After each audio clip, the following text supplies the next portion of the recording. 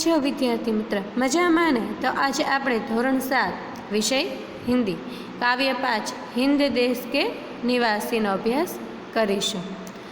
विविधता में एकता हमारे देश की विशेषता है, साथ ही विकास और शक्ति की परिचायक भी है। એટલે કે વિવિધતામાં એકતા એ આપણા દેશની વિશેષતા છે અને સાથે વિકાસ અને શક્તિનો પણ પરિચારિક એટલે કે સમાનાર્થી છે। मानवीय एवं प्राकृतिक विविधता ए होने पर भी उसमें अभिन्न एक सूत्रता है। એટલે કે માનવીય રીતે અને પ્રાકૃતિક રૂપે પણ વિવિધતા હોવા છતાં પણ આપણા અંદર અભિન્ન એક સૂત્રતા છે। विभिन्न दृष्टांतों द्वारा इस काव्य में भारत की भव्यता एवं दिव्यता का गान किया गया है। એટલે કે વિવિધ ઉદાહરણો દ્વારા આ કાવ્યમાં ભારતની ભવ્યતા અને દિવ્યતાનું ગાન કરવામાં આવ્યું છે। તો ચાલો ગીતનો અભ્યાસ કરીએ। हिंद देश के निवासी सभी जन एक हैं, रंग रूप वेश भाषा चाहे अनेक है। तो शू कहे कि हिंद देश के निवासी એટલે કે हिंद એટલે કે हिंदुस्तान भारत देशना निवासी એટલે કે રહેવાસી, સભી જન એક એટલે કે બધા જ લોકો છે એક છે। રંગ રૂપ વેશ ભાષા ચાહે અનેક है, તો તે લોકોનો રંગ રૂપ વેશ એટલે કે પોશાક અથવા કે પહેરવેશ એ ભલે અલગ હોય કે એ લોકોની ભાષા ભલે અલગ અલગ હોય, પરંતુ તે બધા હિન્દુસ્તાની છે એટલે એ બધા એક છે। बेला गुलाब जूही चंपा चमेली प्यारे प्यारे फूल गूथे माला में एक है। तो शू कहे कि बेला गुलाब जूही चंपा चमेली ए बधा प्यारा प्यारा फूल ए बधा फूल है अलग अलग है, परंतु तेने एक माला में गूंथवामां आवे छे त्यारे बधा एक साथे थई जाय छे। जेवी रीते के भारत देशना लोको घणी बधी विविधता है, परंतु ते लोका भारतवासी है एटले एक है। कोयल की कूक न्यारी पपीहे की टेर प्यारी गा रही तराना बुलबुल राग मगर एक है। तो शू कहे कि कोयलनी जे कूक है न्यारी है અને પપી હેકી ટેર એટલે કે પુકાર, પપી હેની જે પુકાર છે એ પણ બહુ જ પ્યારી છે। ગા રહી તરાના બુલબુલ એટલે કે બુલબુલ છે એ તરાના એટલે કે ગીત ગાઈ રહી છે। રાગ મગર એક હે એટલે કે બધા પક્ષીઓ અલગ અલગ અવાજથી બોલે છે, પરંતુ તે લોકોનો રાગ બરાબર ગીત છે એક છે। હવે આગળ જોઈએ। गंगा यमुना ब्रह्मपुत्र कृष्णा कावेरी जाके मिल गई सागर में हुई सब एक है। गंगा यमुना ब्रह्मपुत्र कृष्णा ने कावेरी आ बधी नदीओ है बराबर, ए लोकानुं उद्गम स्थान बराबर एटले के शरूआतनुं स्थान ए अलग अलग है। ए बधाना पंथ एटले के रस्ताओ पण अलग अलग है, परंतु ज्यारे ते बधी सागर में जईने मळी जाय छे त्यारे बधी एक थई जाय छे। धर्म है अनेक जिनका सार वही है, पंथ है निराले सबकी मंजिल तो एक है। એટલે શું કહે છે કે ધર્મ હે અનેક એટલે કે ધર્મ હે અનેક जिसका એટલે કે ભારતવાસીઓ છે બરાબર, બધાનો ધર્મ છે અનેક છે એટલે કે અલગ અલગ છે। કોઈ હિન્દુ છે, કોઈ મુસલમાન છે, કોઈ ઈસ अथवा के कोई ख्रिस्ती अथवा के कोई पारसी है बराबर, ए बधा अलग अलग धर्मना है, परंतु सार वही है એટલે કે બધાનો મકસદ अथवा के सार है ए एक ज है। એટલે કે तो शू सार है तो बधा धर्मनो सार शू है तो कि मानव मनुष्य है बराबर एने उन्नत बनावो એટલે કે વધુ સારો બનાવો ए धर्मनो सार है। पंथ है निराले सबके मंजिल तो एक है, तो कि बधाना रस्ताओ भले अलग अलग होय परंतु ए बधानी मंजिल एक है। जेवी रीते के बधा धर्म है अलग अलग है, परंतु तेनो सार शू है तो कि माणसने उन्नत बनाववानुं એટલે કે વધુ સારો બનાવવાનો। एवी ज रीते आपणे बधा भारतवासीओ छो आपणा बधानुं मंजिल है एक है। तो शू कई मंजिल है एक है तो कि आपणा देशनुं विकास थाय, उन्नतिना रस्ता पर आगळ वधे ए आपणी मंजिल है अने ए बधानी एक है। तो तमने खबर पड़ी बाळ मित्र आ काव्य द्वारा कवि कहेवा मांगे छे कि हिंद देशना लोको बराबर ते लोका रंग रूप वेश भाषा बधुं अलग अलग है, परंतु तेओ भारतवासी है एटले के बधा एक है। ભારત દેશની અંદર પ્રકૃતિના પણ અલગ અલગ રૂપ જોવા મળે છે. ઘણી બધી વિવિધતા હોવા છતાં પણ ભારત દેશની અંદર એકતા છે. यहाँ બધા જ લોકો છે બરાબર મળી जुड़ीने રહે છે. इस कविता में हमारे देश का यही निरालापन बताया गया है. એટલે કે આ કવિતાની અંદર આપણા દેશનું આ જે નિરાલાપન છે એને જોવા મળે છે. તો ચાલો હવે શબ્દાર્થ જોઈ લઈએ. શબ્દાર્થ કૂક એટલે કે કોયલ કી आवाज़, पपीहा એટલે કે एक पक्षी का नाम, टेर એટલે કે पपीहे की पुकार, तराना એટલે કે गीत, पंथ એટલે કે रास्ता, निराला એટલે કે अनूठा, मंजिल એટલે કે ધ્યેય. હવે આગળ આપણે અભ્યાસ જોઈ લઈએ. હવે બાળમિત્રો અભ્યાસમાં આવતા પ્રશ્નો બરાબર તે તમારે તમારી નોટબુકમાં લખી લેવાના રહેશે. હું પ્રશ્નના જવાબ બોલીશ એ તમે લખી લેજો અને પછી આપણે ભાષાંતર સાથે એક વખત ફરી વખત સમજી પણ લેશું. તો અભ્યાસનો પ્રશ્ન નંબર 1 છે. તો શું છે?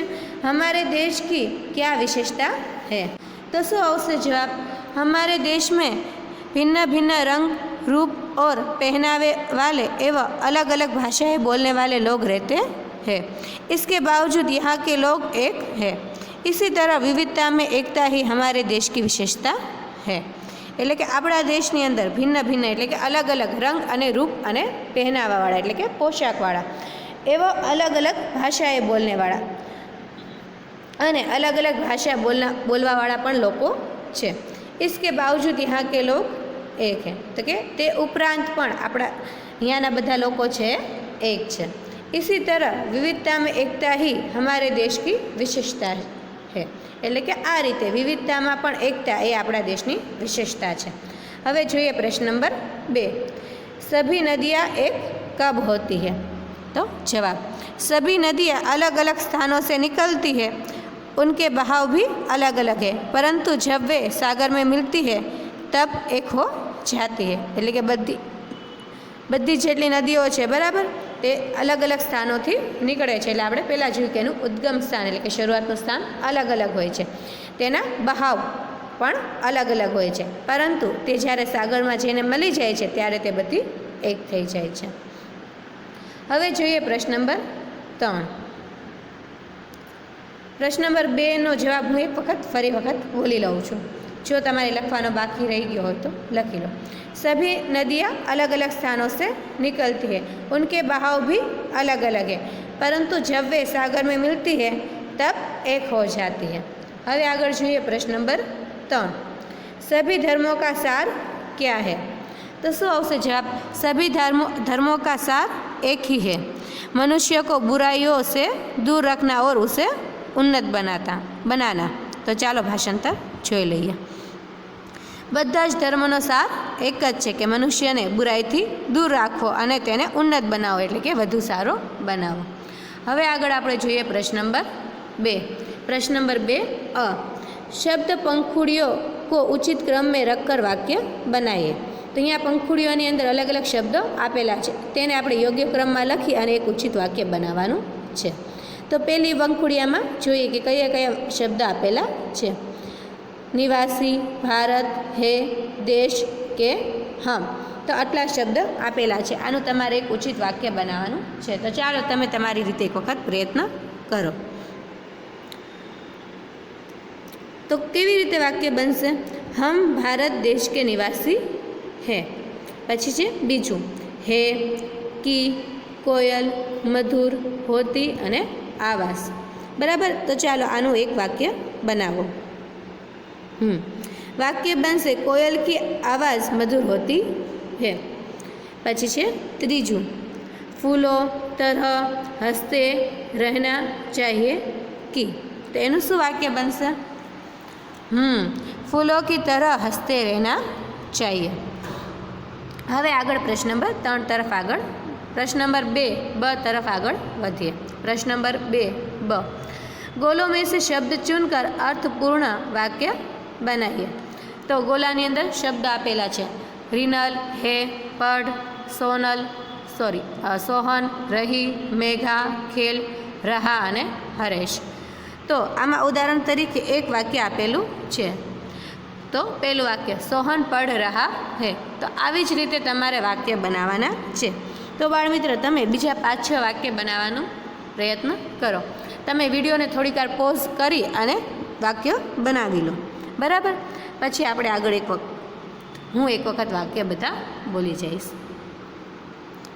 તો ચાલો, પહેલું વાક્ય, રીનલ પढ़ રહી હે. પછી બીજું, રીનલ ખેલ રહી હે. પછી ત્રીજું, મેઘા પढ़ રહી હે. પછી ચોથું, મેઘા ખેલ રહી હે. પછી પાંચમું, હરેશ પढ़ રહા હે.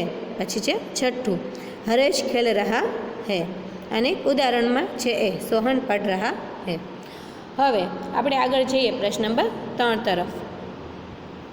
तो प्रश्न नंबर 3, काव्य पंक्तियों का भावार्थ समझाइए. तो काव्य पंक्ति है, हिंद देश के निवासी सभी जन एक हैं, रंग रूप वेश भाषा चाहे अनेक है. तो चलो आनो एक भावार्थ है, बराबर. एक वक्त हूँ बोलूँ छूँ. भारत देश में रहने वाले लोगों के रंग रूप पहनावे और भाषा भले ही अलग अलग हो, परंतु वे सब लोग एक है. એટલે કે ભારત દેશમાં રહેવાવાળા લોકોના રંગ રૂપ પહેનાવે અને ભાષા ભલે અલગ અલગ હોય, પરંતુ તે બધા એક છે. यहाँ रहने वाले सभी लोगों की मातृभूमि भारत ही है. એટલે કે यहाँ રહેવાવાળા બધા જ લોકોની માતૃભૂમિ છે એ ભારત જ છે. હવે આપણે જોઈએ પ્રશ્ન નંબર 4.